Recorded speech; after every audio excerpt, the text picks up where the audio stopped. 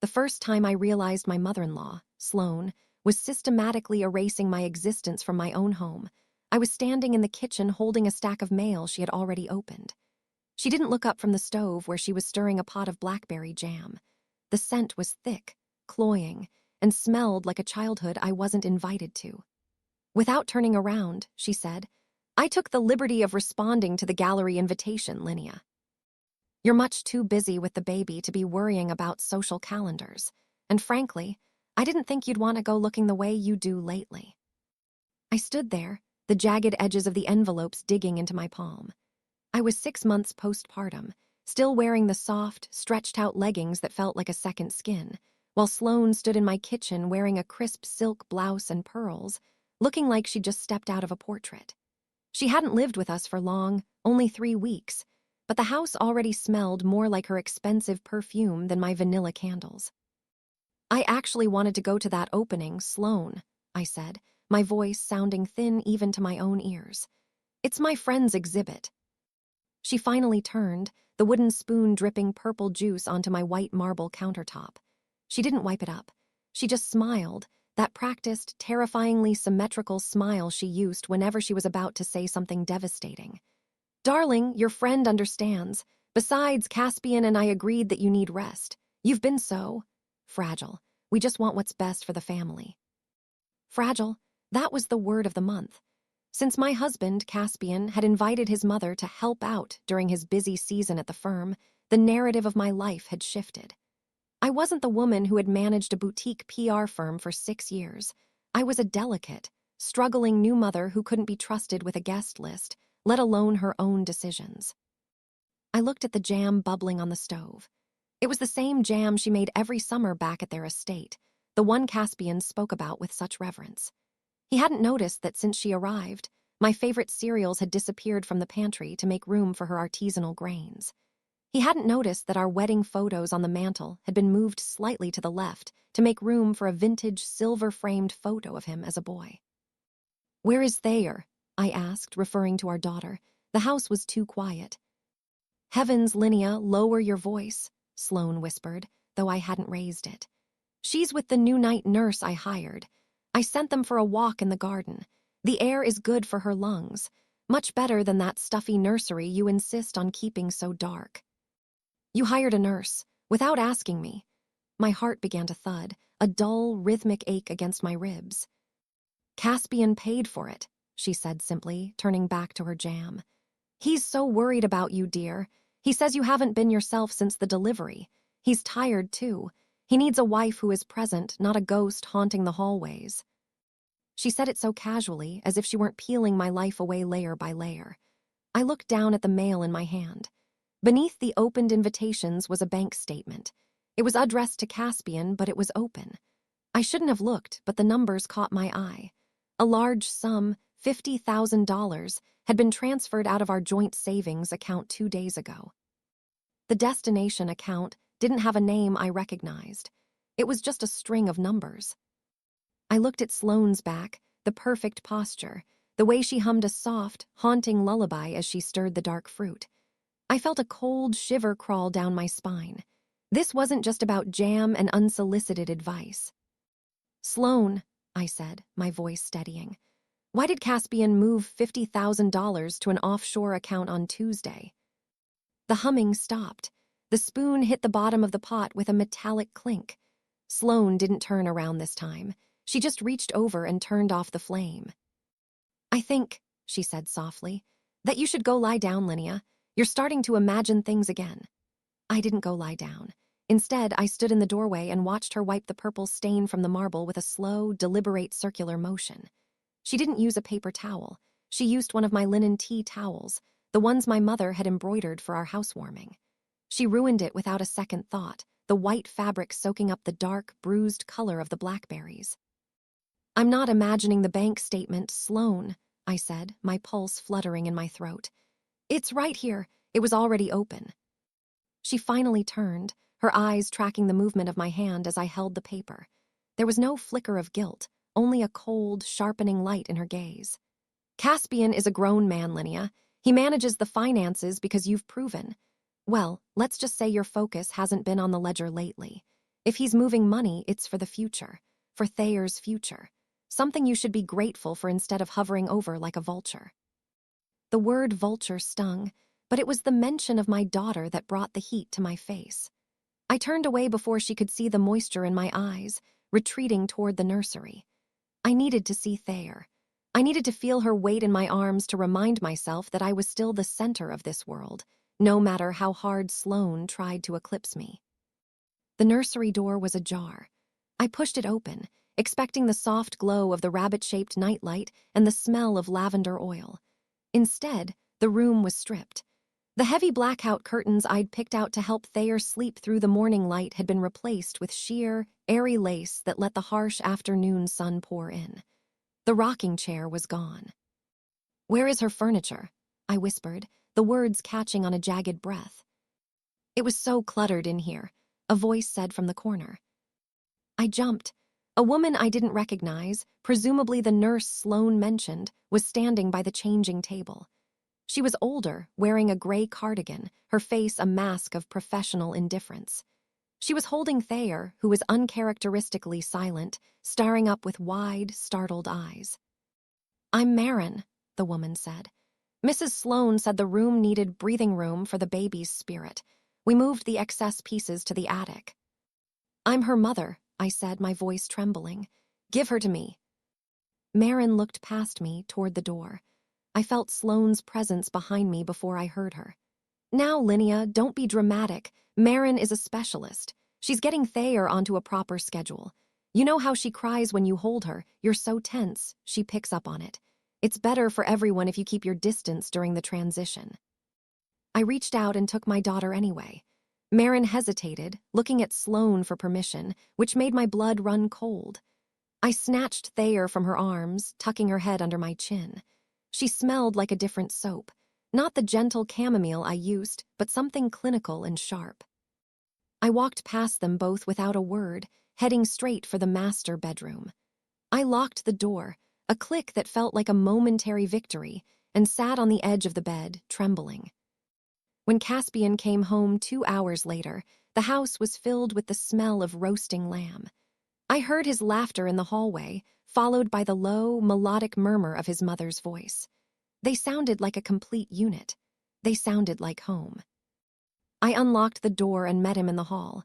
He looked handsome, his tie loosened, the stress of the firm melting away the moment he saw Sloane. Then his eyes drifted to me and his expression shifted. It wasn't hatred, it was worse. It was pity. "Linnea," he said, reaching out to touch my arm. "Mom said you had a bit of an episode this afternoon, something about the mail."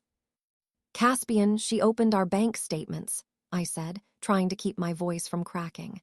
"And she moved the nursery furniture. She's hearing people without telling me. And where is the $50,000? Caspian sighed, a long, weary sound. He looked at his mother, who stood at the end of the hall, clutching a glass of red wine, her face a picture of quiet concern. "We talked about this, Lynn," Caspian said softly, leading me back toward the bedroom, away from her. "The money is for a private security trust. With the new promotion, I can't have our assets just sitting in a joint liquid account. It's for our protection. And the nurse—" "Linnea, look at your eyes. You haven't slept in 3 days. My mother is just trying to give us our lives back."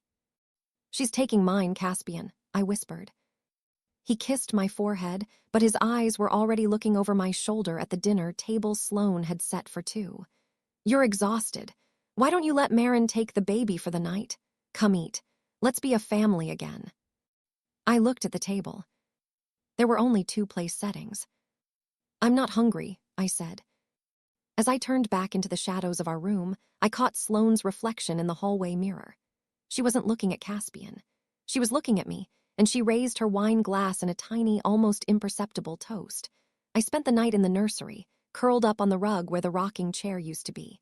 Every time I closed my eyes, I heard the phantom sound of Thayer's breathing, but she wasn't there. Sloane had insisted Marin take her to the guest wing for the sake of my recovery. The silence of the house felt heavy, like water filling my lungs. At 3:00 a.m., the floorboards groaned. I sat up, my heart hammering against my ribs. I crept into the hallway, the soles of my feet sticking slightly to the hardwood. I expected to find Marin soothing a crying baby, but the guest wing was silent. Instead, a sliver of light spilled from Caspian's home office. I moved toward it, my breath held. The door was cracked an inch. Inside, I didn't see Caspian. I saw Sloane. She was sitting in his leather executive chair, her reading glasses perched on the tip of her nose. She wasn't looking at bank statements this time. She had a cardboard box open on the desk, one I recognized instantly. It was my memory box from the back of the closet, filled with old journals, my college diploma, and the few photos I had of my father before he passed. She was methodically going through my journals, her finger tracing the lines of my private thoughts from 5 years ago. She turned a page, her expression unreadable, then paused to scribble something into a small leather notebook of her own. "That's private," I whispered, pushing the door open. Sloane didn't flinch. She didn't jump or act like a woman caught in a shameful act. She slowly closed the journal and looked up, the lamplight reflecting off her glasses so I couldn't see her eyes. "I'm trying to understand you, Linnea," she said, her voice a cool ribbon of silk. "Caspian is such a transparent soul. He's all light, but you have so much darkness in your past. This obsession with your father, the instability of your early 20s. It explains so much about your current state." "Get out of my things," I said, stepping toward the desk.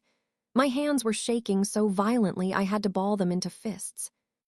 "I'm doing this for him," she said, rising slowly. She didn't move away from the desk. She leaned against it, claiming the space. "He's on the verge of a partnership that will change your lives forever. He cannot have a wife who is mentally fragile, Linnea. If these journals fell into the wrong hands, if people knew how, unsteady you've always been, it would ruin him." "You're gaslighting me," I said, the word feeling clumsy and inadequate for the horror rising in my gut. "You're trying to build a case to take my daughter." Sloane let out a soft, sharp laugh. "Take her. Darling, I'm trying to save her. Look at you. You're wandering the house at 3 a.m, barefoot, accusing your mother-in-law of conspiracies because she's tidying up your husband's office. If I told Caspian about this tonight, what do you think he would say?" She stepped closer, the scent of that blackberry jam, now fermented and sour in my memory, clinging to her. "He's already asking me about doctors, Linnea. He's asking if I think it's postpartum psychosis. I told him we should wait. I told him we should give you a few more weeks to improve." The threat was a physical weight. If I screamed, I was the unstable one. If I fought her, I was aggressive. She had moved the furniture, hired the nurse, and now she was rewriting my history using my own words. I reached out and grabbed the memory box, pulling it to my chest. "Get out of this room."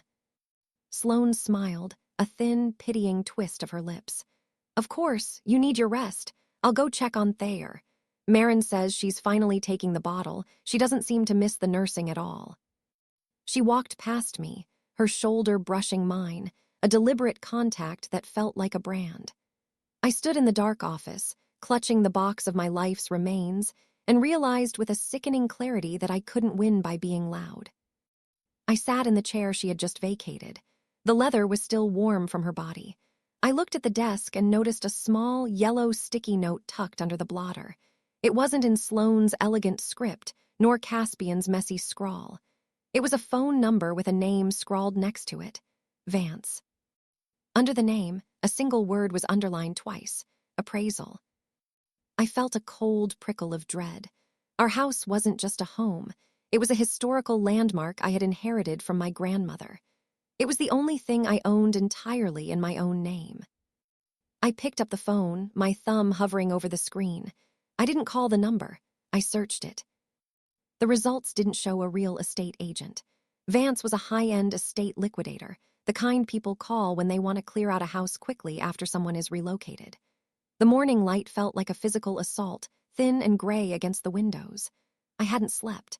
I had spent the remainder of the night in the office, not in the chair, but on the floor behind the desk, hidden from the doorway. I had combed through the desk drawers with the precision of a thief. Caspian had always been the one to handle the heavy lifting of our legal life. The taxes, the insurance, the deed transfers. I had trusted him because love, at its most basic level, is a suspension of suspicion. But as I sat there, The yellow sticky note with Vance's name felt like a splinter under my fingernail. I heard the house wake up. The distant chime of the doorbell, the rhythmic thwack of the morning paper hitting the porch. And then, the sound that made my stomach turn, Sloane's voice, bright and melodic, greeting someone in the foyer. "He's in the parlor, Mr. Vance. Thank you for being so prompt.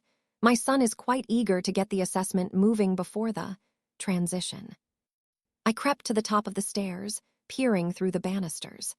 Sloane was leading a man in a charcoal suit, Vance, into the room that held my grandmother's hand-carved mahogany dining set and the original oils she'd collected in Paris. "The provenance is impeccable," Sloane was saying, her voice echoing. "It's been in my daughter-in-law's family for generations, but she's found the upkeep overwhelming. We're looking to streamline the estate." Streamline. She was talking about my heritage as if it were a clogged drain. I waited until they moved into the library before I descended the stairs. I needed to get to Thayer. I needed to see if Marin was really a nurse or just another pawn in Sloane's streamlining process. I found them in the sunroom. Thayer was in a brand-new, high-tech motorized swing I hadn't bought. She was strapped in, her tiny hands balled into fists, watching the world through the glass with a glazed expression. Marin sat nearby, scrolling on her phone, a half-eaten yogurt on the wicker table. "Where is her blanket?" I asked. My voice was low, vibrating with a rage I was struggling to keep beneath the surface. "The yellow one with the knitted edges." Marin looked up, startled. "Oh, Mrs. Sloane said those old wools are breeding grounds for dust mites. She had me bag them up for donation. We're using the hypoallergenic synthetics now." I walked to the swing and stopped it. The motor groaned in protest. I unbuckled Thayer, and the moment I lifted her, she let out a jagged, rattling sob, the sound of a child who had been holding her breath for a lifetime. I pressed her to my chest, her heat soaking into my shirt. "You're fired," I said to Marin. Marin blinked, her mouth falling open. I beg your pardon." "I'm the mother. This is my house. Get your things and leave, now." But Mr. Caspian and Mrs. Sloane said, "Mr. Caspian is my husband, not my keeper, and Mrs. Sloane is a guest. You have 5 minutes." I didn't wait for her response. I carried Thayer toward the parlor. I wanted Vance to see me. I wanted him to see the overwhelmed woman Sloane had described. I smoothed my hair with one hand, wiped a smudge of infant tears from my cheek, and stepped into the room. Caspian was there now, too. He was standing by the fireplace, looking at a silver tea service. When he saw me holding Thayer, his face went pale. "Linnea," he said, stepping forward, "I thought you were resting. Marin was supposed to."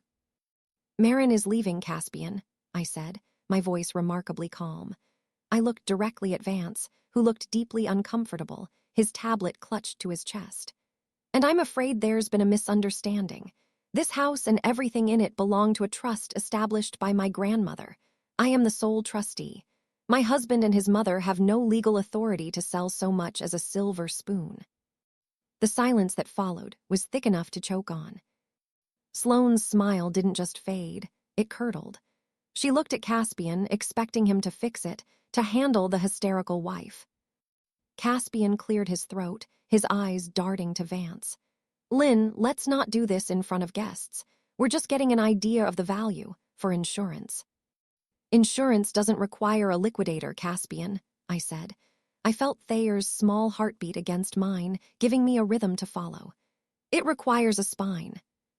I turned to Vance. "I think it's best you go. I'll be contacting my own legal counsel to discuss the attempted unauthorized sale of trust assets." Vance didn't need to be told twice. He practically bolted for the door. As the front door clicked shut, the air in the room shifted. The fragile mask Sloane had forced on me was cracked, but she was already reaching for a new one. She slumped into a chair, her hand fluttering to her throat. "Caspian," she whispered, her voice trembling with a fake, fragile vibrato. I think I'm having palpitations. I was only trying to help her. I didn't know she would turn so volatile." Caspian turned to me, his face hardening into a mask of redirected shame.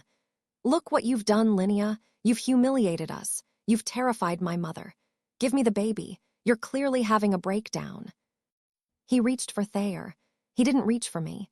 He reached for the child like she was a prize he was reclaiming. I stepped back, the coldness finally settling into my bones. If you touch me, Caspian, I will call the police, and I think we both know whose name is on the deed to this property. It's a marital home, he spat, his voice dropping an octave. In this state, not when it's held in a premarital ancestral trust, I replied.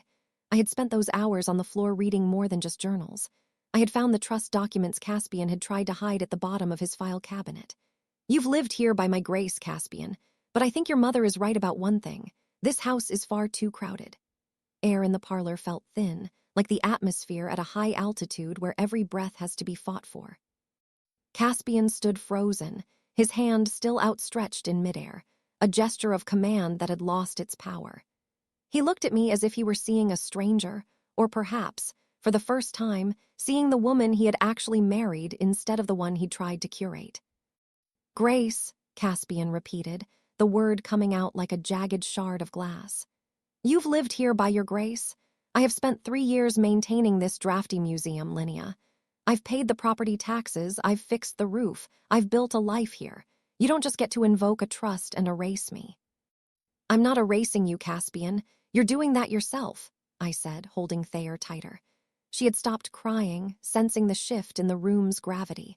She was watching her father with wide, unblinking eyes. You brought a liquidator into my home. You let your mother go through my journals. You let her treat me like a tenant in my own life.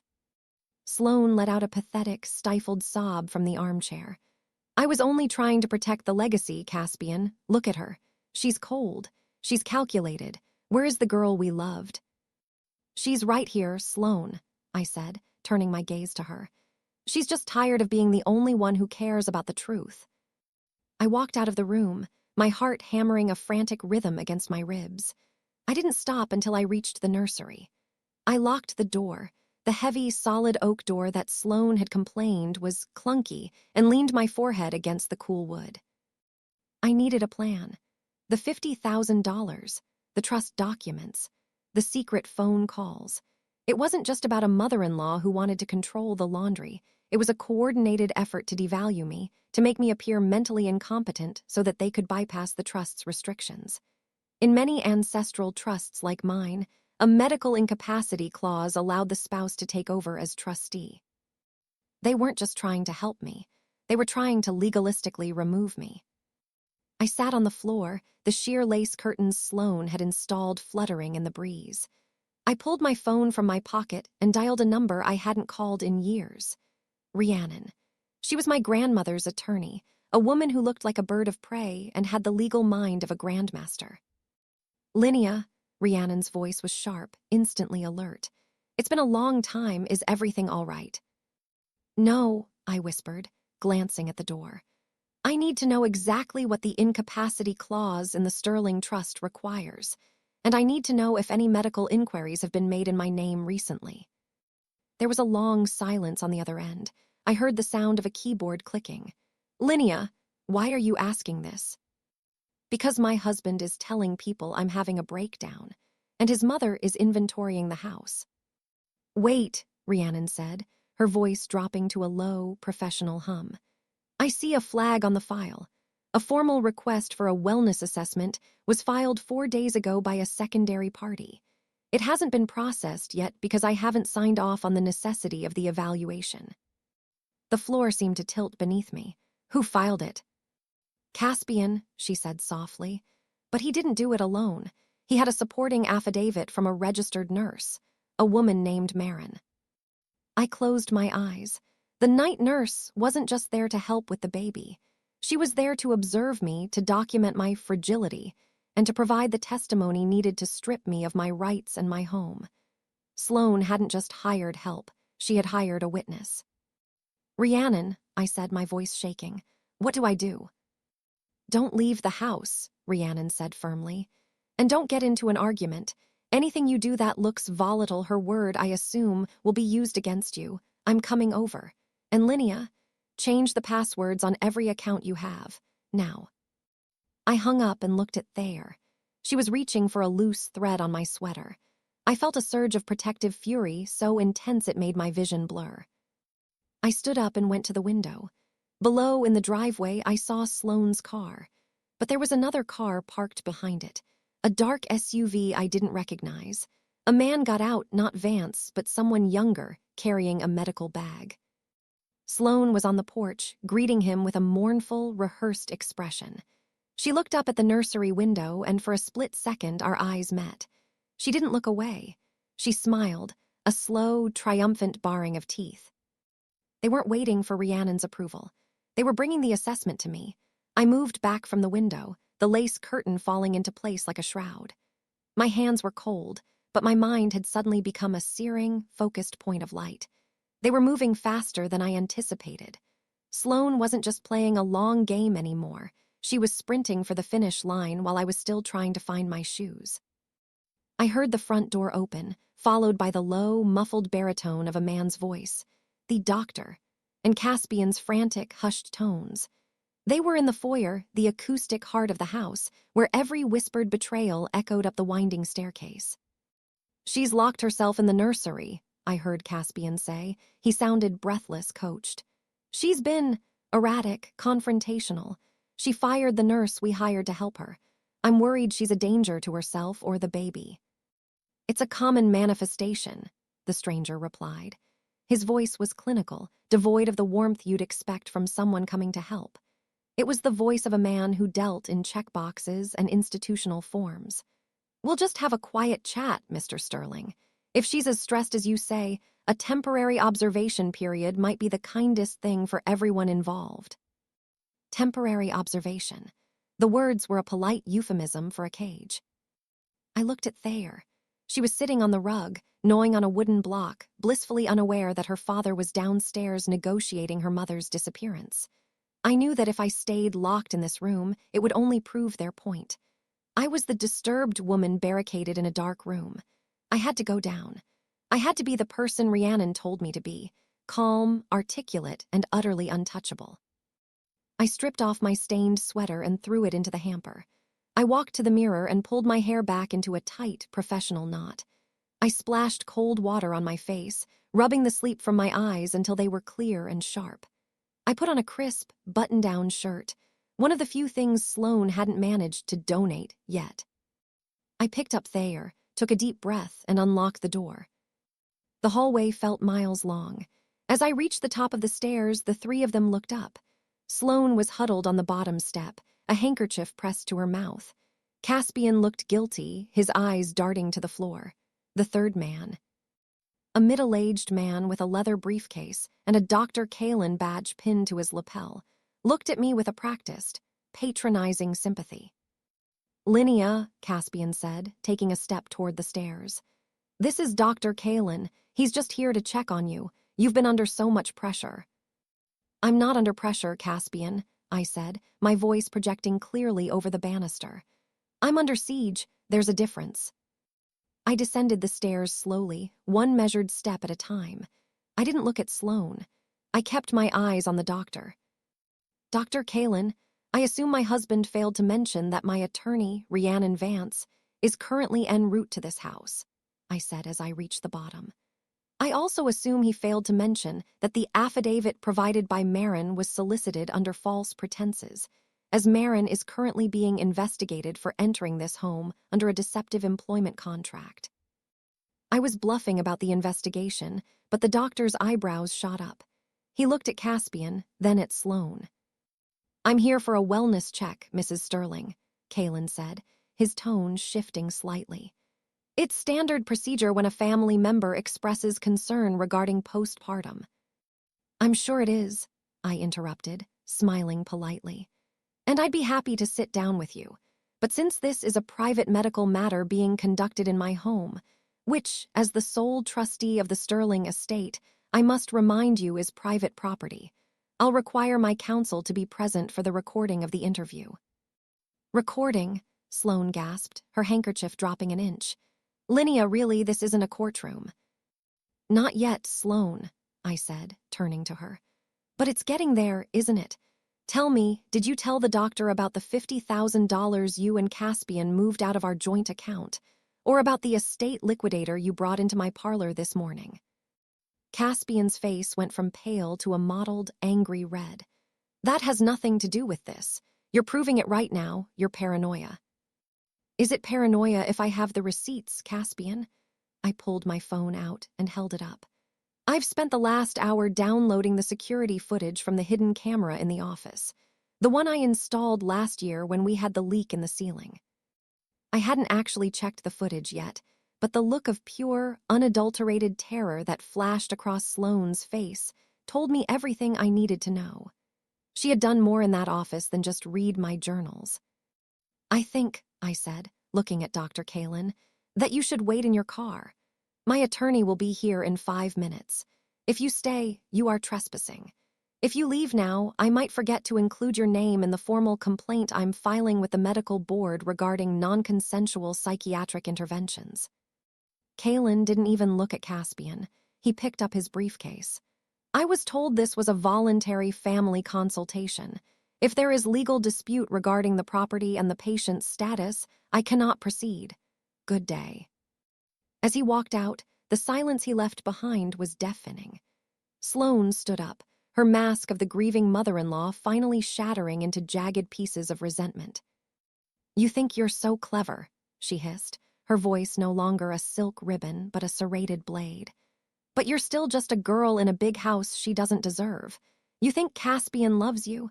He's been counting down the days until we could put you away." I looked at Caspian. He wouldn't meet my eyes. He was staring at the door where the doctor had vanished, the realization of his failed coup sinking in.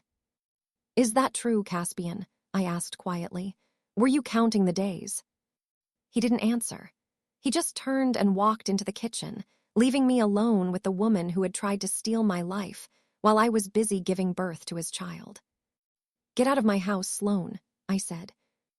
"I'm not going anywhere," she replied, crossing her arms. "I have nowhere to go. Caspian invited me. I'm a guest." "No," I said, feeling a cold, hard clarity. "You're an intruder, and I'm calling the police." Police didn't come with sirens. They arrived with a quiet, devastating finality, 2 officers who looked exhausted by the domestic dramas of the wealthy. Sloane tried her performance one last time, clutching her pearls and speaking in a wavering tremolo about family misunderstandings and the emotional instability of a new mother. But I stood on the porch with Rhiannon, who had arrived just minutes after the doctor fled. Rhiannon didn't raise her voice. She simply handed the officers a copy of the deed and the trust stipulations. "My client is the sole owner," Rhiannon said, her voice like the snap of a briefcase. "She has revoked the invitation of the guest. At this point, Mrs. Sloane Sterling is a trespasser. We would prefer to settle this without a formal arrest, provided she leaves immediately." I watched from the shadows of the foyer as Sloane was escorted to her car. She didn't look back at the house. She didn't look at Caspian, who was standing by the garage, his head in his hands. She simply got into her sedan, her movements stiff and regal even in defeat, and drove down the long, gravel driveway. The sound of her tires on the stones was the most beautiful thing I'd heard in months. But the silence that followed wasn't peaceful. It was heavy. I walked back inside to find Caspian sitting at the kitchen island. The pot of blackberry jam was still sitting on the stove, cold now, a dark, congealed scab of fruit at the bottom. He looked smaller than I remembered. The man I had married, the ambitious, protective, silver-tongued lawyer, had been replaced by someone who looked like he'd been hollowed out from the inside. "She has nowhere to go, Linnea," he said, not looking up. "She sold her condo to help us with the down payment on the firm's partnership buy-in. You knew that." "I knew she told me she sold it because she wanted to be closer to her grandchild," I replied, leaning against the counter, keeping the island between us. "I didn't know it was a financial transaction for your benefit. Why didn't you tell me, Caspian? Why did it have to be a secret?"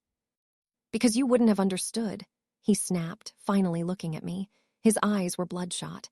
"You have this house, you have the trust, you have everything handed to you by dead relatives. I've had to claw for every inch of my career. My mother was the only one who saw how hard I was struggling to keep up with this." He gestured vaguely at the high ceilings and the crown molding. "So the solution was to gaslight me, To hire a nurse to spy on me so you could declare me incompetent and take control of the trust. Caspian flinched. It wasn't like that. We needed the liquidity. The 50,000 was just the start. If we could move the assets into a managed account, I could have secured the partnership. I was going to pay it back, Linnea, I swear. I just wanted us to be equals. Equals don't dismantle each other, I said. I reached into my pocket and pulled out a heavy brass ring. I set it on the marble counter. It was the spare set of keys to the house, the one Sloane had been using. I've called a locksmith, I said. He'll be here in an hour to change every exterior door. Your things will be packed and left in the garage. I've already moved your suitcase out there. Caspian stood up, his chair screeching against the floor. You're kicking me out? Linnea, I'm your husband. Thayer is my daughter. And you tried to use her as a pawn to put her mother in a psychiatric ward, I said, my voice dropping to a whisper that felt louder than a scream. You don't get to use the word husband anymore. That's a title you earned, and then you traded it for a partnership buy-in. The sound of a truck pulling into the driveway signaled the arrival of the locksmith. It was a rhythmic, industrial sound, the sound of a life being resecured. Caspian looked at the keys on the counter, then at me. For a second, I saw a flash of the old Caspian, the one who could charm his way out of any corner. He took a step toward me, his face softening into a mask of practiced regret. Lynn, honey, let's just sit down. We're both tired. We're making choices in the heat of the moment. The moment has been 3 weeks long, Caspian, I said, stepping back. And it's over. I walked toward the nursery, leaving him in the kitchen with the cold jam and the heavy keys. I picked up Thayer and sat in the center of the room, on the floor where the rocking chair used to be. I listened to the sounds of the locksmith working, the metallic click-clack of old tumblers being replaced by new ones. Every turn of the screwdriver felt like a stitch in a wound. I wasn't happy. I wasn't winning. I was just surviving. But as I held my daughter, I realized that for the first time since she was born, the air in the room belonged entirely to us. Then my phone buzzed in my pocket, a text from an unknown number. Check the floor vent in the office. Sloane didn't just take notes. She took the deed. The text message sat on my screen like a cold weight. I didn't recognize the number, but the precision of the instruction felt like a final, parting gift from someone who had watched the house from the inside. Perhaps Marin, the nurse, had a conscience after all, or perhaps she just wanted to watch the woman who hired her burn. I didn't wait for Caspian to leave. I bypassed the kitchen where the locksmith was already dismantling the front door's deadbolt and slipped into the home office. The room felt haunted. The scent of Sloane's perfume still lingered, a ghostly trail of sandalwood and old money. I moved to the corner of the room, behind the heavy mahogany desk. There, tucked under the edge of the Persian rug, was the brass floor vent. It was an old-fashioned grate, the kind that led to the central heating system of the 1920s structure. I knelt, my knees cracking in the silence, and pried at the metal corner with my fingernails. It wouldn't budge. I grabbed a letter opener from the desk, a silver bird with a sharp beak, and jammed it into the gap. With a groan of protesting metal, the grate popped up. I reached into the dark, dusty throat of the house. My fingers brushed against something that wasn't dust or cobwebs. It was smooth, cold, and plastic. I pulled out a small, waterproof document pouch. Inside wasn't just the original deed to the Sterling estate. There was a folder of papers I had never seen before. My breath hitched as I flipped through them. They were life insurance policies, 3 of them, all taken out in my name over the last 6 months. The beneficiary wasn't the Sterling Trust. It wasn't Thayer. The beneficiary was a private holding company registered in the Cayman Islands, the same destination as the $50,000. I felt a wave of nausea so violent I had to lean against the wall. This wasn't just about a partnership buy-in. This wasn't just about control of the trust. They hadn't been waiting for me to be declared incompetent. They had been preparing for me to be gone entirely. The wellness checks, the psychosis, the fragility, it wasn't just a legal strategy. It was a paper trail for a tragedy. What are you doing in here? I spun around. Caspian was standing in the doorway. He looked different now. The desperation was gone, replaced by a flat, empty stare. He saw the grate on the floor. He saw the document pouch in my hand. "The locksmith is finished with the front door," he said, his voice devoid of emotion. "He's moving to the back now." "You took out insurance on me, Caspian," I said, my voice barely a whisper. "3 policies, why?" Caspian didn't flinch. He didn't even try to lie. He just leaned against the doorframe, his hands in his pockets. "The firm required it for the buy-in. Since your assets are the collateral, the firm needs to be protected in case something happens to you. It's standard practice for high-level partnerships." "In the Caymans," I held up the registration paper, "through a shell company." He took a step into the room, just one, but it felt like a predator closing a gap. "Sloan handled the filing. She's better with the offshore stuff. She wanted to make sure Thayer was taken care of if you succumbed to the pressure. You've been so vocal about how hard this has been, Linnea. Everyone knows you're struggling." I realized then that the text message hadn't been a warning from a friend. It was a lure. I looked at the window. It was too high. I looked at the desk. The letter opener was still in my hand, but I wasn't a fighter. I was a mother with a baby upstairs in a room with a brand new lock.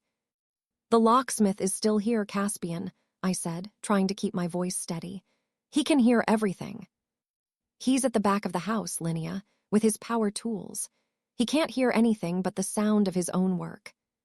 Caspian took another step. "Give me the pouch. We can still fix this. We can tell the lawyer you found it that it was just a misunderstanding. We can go back to being a family. I'll send my mother away for good. Just give me the papers." He wasn't the man I loved.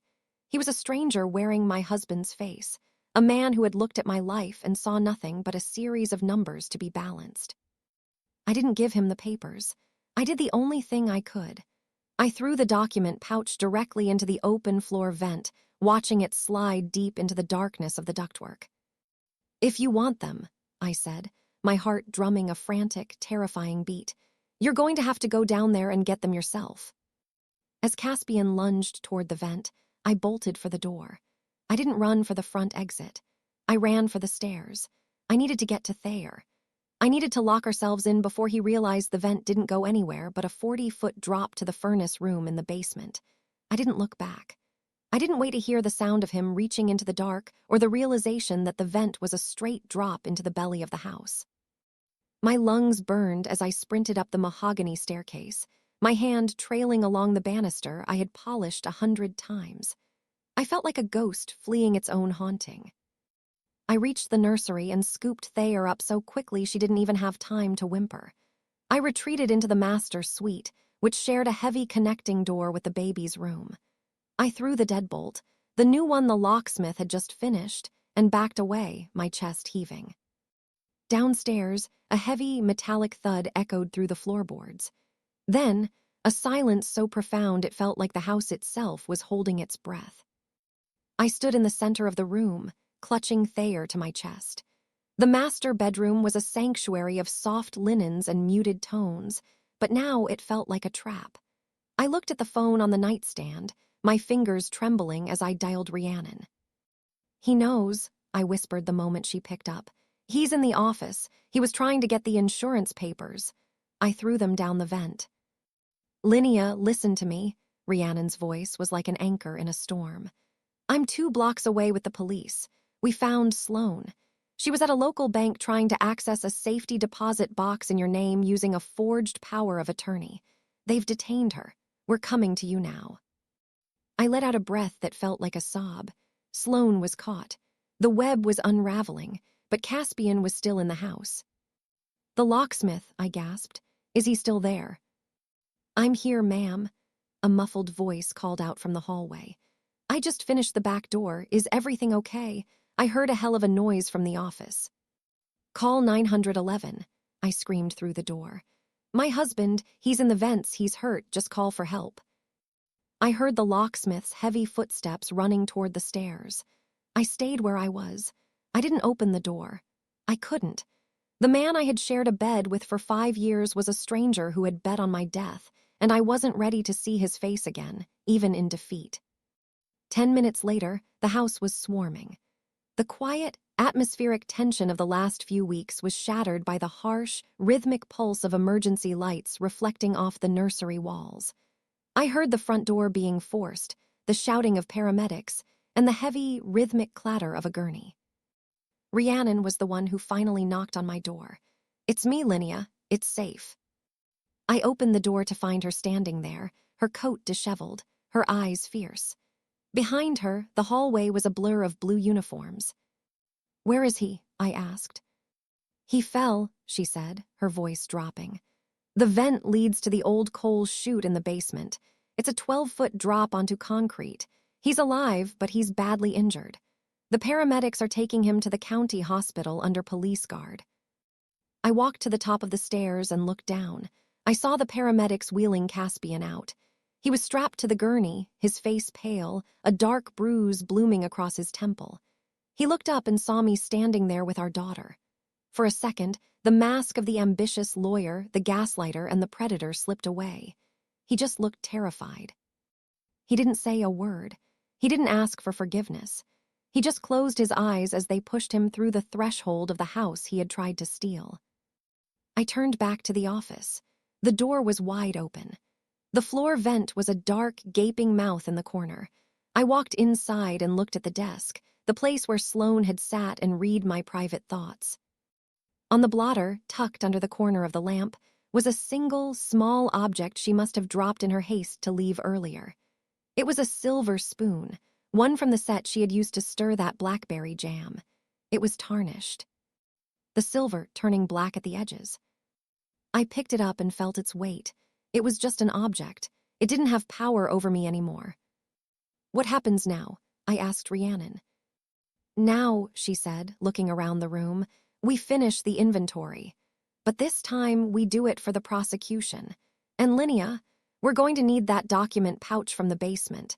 It's the final piece of the puzzle." I looked at the dark hole in the floor. "I'll get it. I'm not afraid of the basement anymore." Basement was a place I hadn't visited since before Thayer was born. It was a labyrinth of stone and shadow, smelling of damp earth and the iron tang of the old furnace. I descended the wooden stairs with a flashlight in one hand and a heavy sense of purpose in my chest. I found the document pouch lying on the cold concrete at the base of the coal chute, exactly where it had landed. Next to it was a single, expensive leather loafer, Caspian's. He had reached too far, driven by the desperation of a man who realized his golden future was nothing but a mirage built on his wife's grave. I picked up the pouch, wiped the cold dust from the plastic, and walked back up into the light. The legal fallout was a slow, methodical surgical procedure. Rhiannon was relentless. With the insurance policies, the forged power of attorney, and the testimony from Marin, who turned state's witness the moment she realized she was facing a felony, the case against Sloane and Caspian was airtight. Sloane took a plea deal. She lost her dignity, her remaining savings, and her freedom for 5 years. She went to prison still insisting she was a mother who only wanted the best for her son. Caspian's recovery was long, but it took place in a hospital wing overseen by the Department of Corrections. He didn't get his partnership. He didn't get the trust. He lost his license to practice law before he was even well enough to walk again. It has been 6 months since the locks were changed for the final time. The house feels different now. I took down the sheer lace curtains Sloane had installed and replaced them with heavy, warm velvet that keeps the nursery cozy. The garden, which had once felt like a place of exile for my daughter, is now where we spend our mornings. I hired a local landscaper, a kind woman with dirt under her fingernails, to pull up the thorny blackberry bushes Sloane had loved so much. In their place, we planted wild peonies and lavender. I'm sitting on the porch now, watching Thayer crawl across a thick wool blanket on the grass. The air is clear, smelling of rain and fresh-turned soil. There is no perfume lingering in the hallways, no whispers in the foyer. A few days ago, a letter arrived from Caspian's attorney asking for a visitation schedule. I sat with it for a long time, the paper feeling heavy in my hands. I thought about the gaslighting, the fragility, and the insurance policies. Then I looked at Thayer, who was laughing at a butterfly. I sent the letter to Rhiannon with a single note. The answer is no. Not until she is old enough to know the difference between a father and a predator. I've regained the weight I lost. The dark circles under my eyes have vanished. I no longer feel like a ghost in my own hallways. I am the woman who manages a successful firm, the woman who maintains a historical landmark, and the woman who protected her child when the world tried to turn quiet and cold. I walked back into the kitchen to make tea. The marble countertop was clean, the purple stain from Sloane's jam long since polished away. I reached into the drawer and pulled out a spoon, not the tarnished silver one, but a simple, sturdy piece of stainless steel. As I stirred my tea, I listened to the sound of the house. It wasn't the sound of secrets or shifting furniture. It was the sound of a home that had been cleared of its rot. It was the sound of a woman who had found her voice in the silence. I am not fragile. I am not unsteady. I am the owner of this life, and for the first time in a long time, I am exactly where I belong. The sun began to set, casting long, golden shadows across the lawn. I stepped back out onto the porch and breathed in the cool evening air. The battle was over. The justice was quiet, grounded, and absolute. I picked up my daughter, kissed her forehead, and walked inside, locking the door behind me. Not because I was afraid, but because I finally knew exactly what I was protecting.